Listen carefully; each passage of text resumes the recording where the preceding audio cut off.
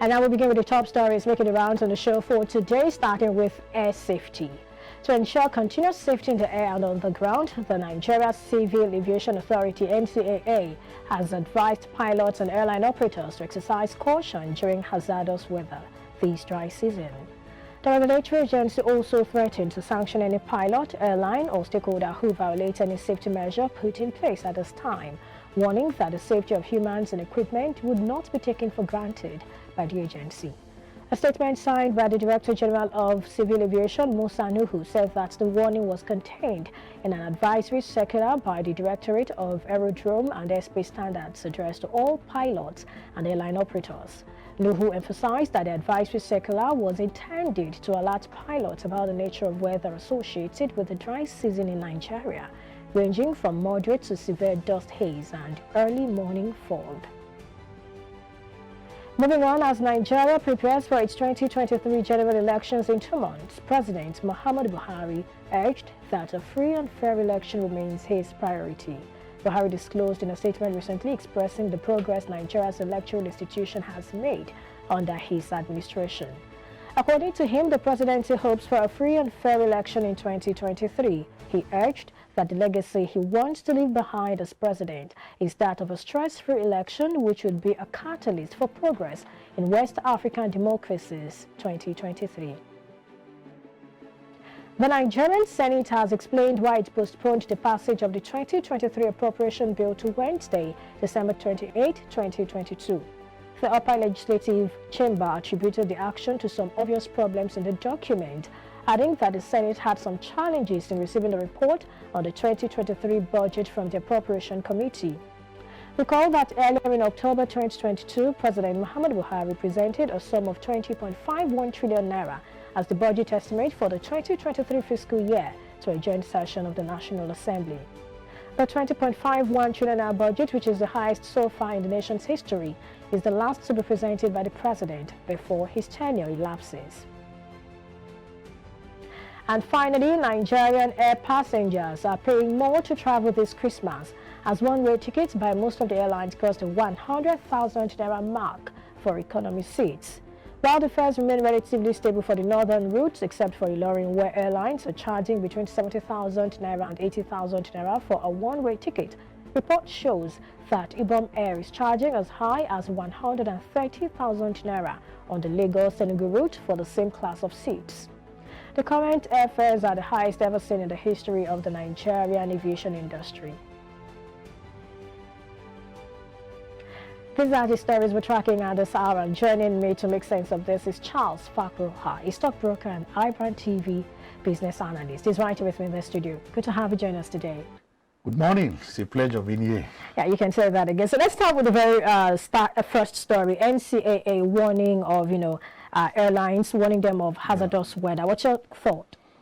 Well, that's a very good one, of course, coming from that agency. That is their primary responsibility to ensure air safety, whether for the pilots, the passengers, and for equipment. And I'm even surprised that they are making this kind of warning. This thing should be given. For any pilot, you should know that safety is number one. But there's nothing wrong to keep reminding the operators, that is the pilot and of course the airline operator. But of course, even an ordinary layman will know that this harmattan season, even while driving, you could see that there are certain harmattan haze, fog that kind of impede visibility. So looking at that in the air travel, I think the pilot should be more careful and of course take all the advisory that's been given by the Ncaa. So Ncaa should just continue this kind of circular, and I'm so happy they are saying they're going to sanction any airline operator or pilot who tries to violate some of these safety measures put in place. It's good so that we don't want people to tell us that it is because of the weather, the dry season and all that. So safety, yes, we know that we need to travel for the season, but safety should be our watchword. Absolutely. Looking at the Nigerian aviation space, what can you say about air safety in Nigeria so far? What has been the track record? Yes, if you look at it, in fairness to the operators and of course the Minister of Aviation and all the other parasites in that ministry, you will see that there is so much improvement in terms of safety. And how do you measure that? How many number of clash do we record? But when you talk about it's not the same when you look at the Nigerian army, or we had a lot of stuff in that area. Even at that, if you look at the average, maybe 1 or 2. Yes, nothing can 100% perfect. Once in a while you will have engine failure here and there, or if human errors here and there. But on the average, one will give the Nigerian aviation sector, as they've done quite a lot. They've tried, and of course, the measures they have put in place has also reduced some of this air mishap. All right. Now, for the presidency, the president basically is talking about free and fair election, how that he's committed to doing that. Let's have your take on that. Yes, for me, it's like President Buhari is becoming like somebody who has already left office, and it's so interesting. He wants to leave a legacy. And you know why? Because the person that handed over to him, showed that leadership. And today that person is celebrated all over the world. So for my own personal opinion, President Buhari wants to beat the record of former President Jonathan. That's why he's telling you free and fair election is sacrosanct. Should we take that just because he's saying it? From the way the man is saying it, and in any occasion, he does not waste time telling Nigerians that he's committed to free and fair election. INEC will not give him any complaint. He has given them all what they require. For me, it shows somebody who is sincere and he wants to leave a legacy. Because can we have a free and fair election in the face of the attacks on INEC offices and the situation where we have not categorically been able to pin down who these attackers are or what they really want? Yes, it's in this regard I will say, one, INEC does not provide its own security. The security agency should be held responsible for this. They should be able to track. These persons don't just jump from the moon. They are Nigerians. Even if we say they are foreigners, but they have Nigerian collaborators and they live among us. What happens to intelligence? The equipment and all the ammunitions they have used, can't our security agents trace some of these things that were used in this attack? I think the DSS or the police or other security agencies should do more work. All this one they are telling us is excuses.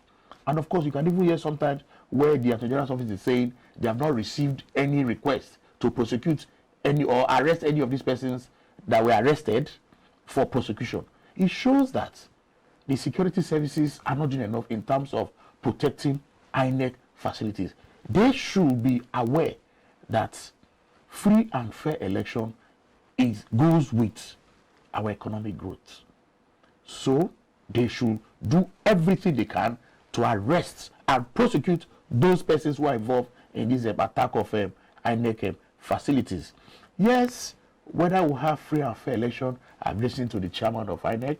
He has spoken several times, keeps reassuring Nigerians that despite these attacks, we are still going forward for our election. And I think each Nigerian, each individual, all of us, we have a role to play to ensure a free and fair election. The parties will do what they want to do.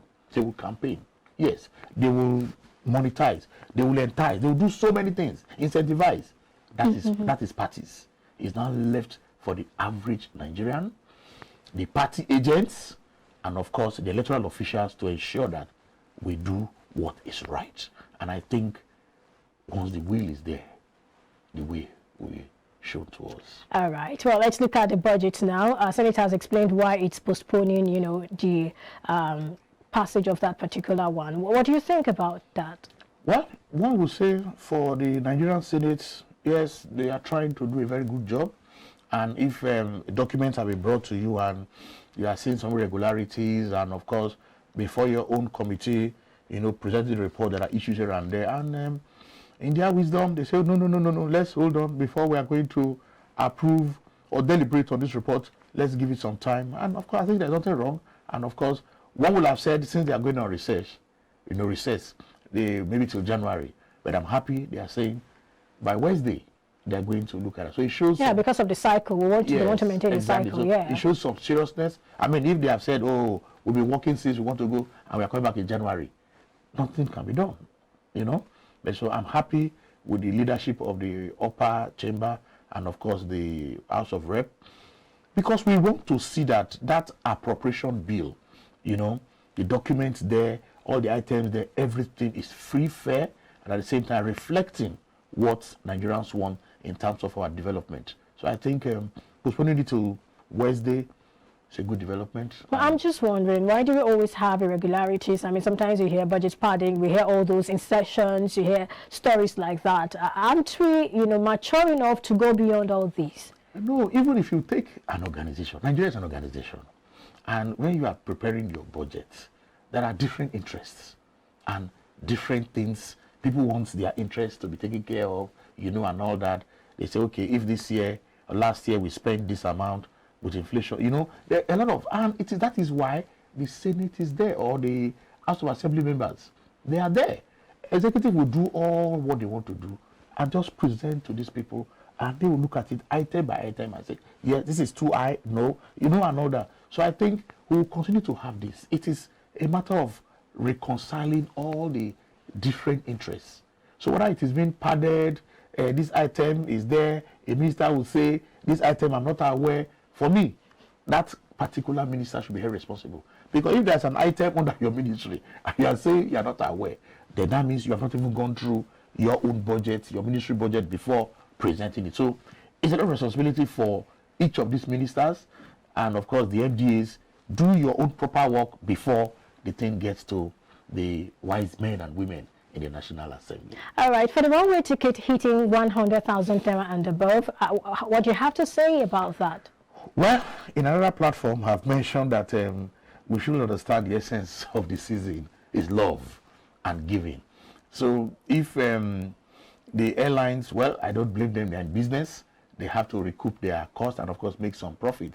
But a one-way ticket, talking about almost over 100,000 naira, and maybe somebody wants to, from Lagos to Port Harcourt or Lagos to Abuja, or as the case may be, is it Lagos to Enugu, over 130,000 naira.